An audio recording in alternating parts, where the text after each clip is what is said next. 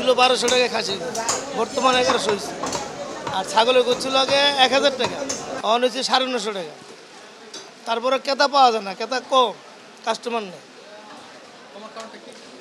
কমার কারণ হলো আমদানি বেশি, বিক্রি সেল কম।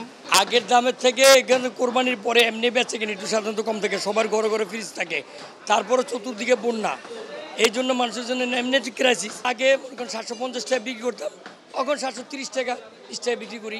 আগের চেয়ে এখন বর্তমানে ইলিশ মাছ 200 টাকা 100 টাকা কেজি কমছে।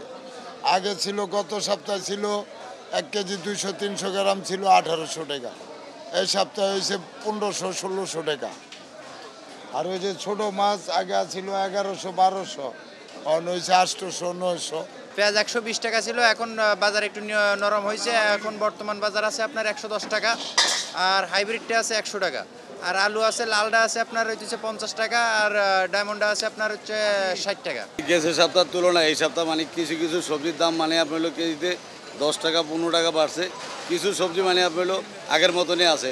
যেমন আমরা বাড়ছে হইলে আপনার হলো করলা, আগে ছিল 50-60 টাকা কেজি, বর্তমানে 70 থেকে 80 টাকা কেজি। আর হলো ঝিঙ্গা, আগে ছিল আপনার হলো 50-60 টাকা কেজি, বর্তমানে হলো আপনার হলো 80 থেকে 90 টাকা কেজি। যেমন বেগুন সর্বনিম্ন 80 টাকা কেজি, উপরে আছে 120 টাকা কেজি।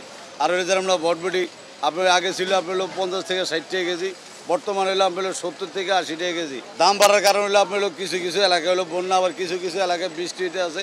এই কারণে সবজির আমদানি কম থাকার কারণে সবজির দামটা বর্তমানে বাড়তেছে।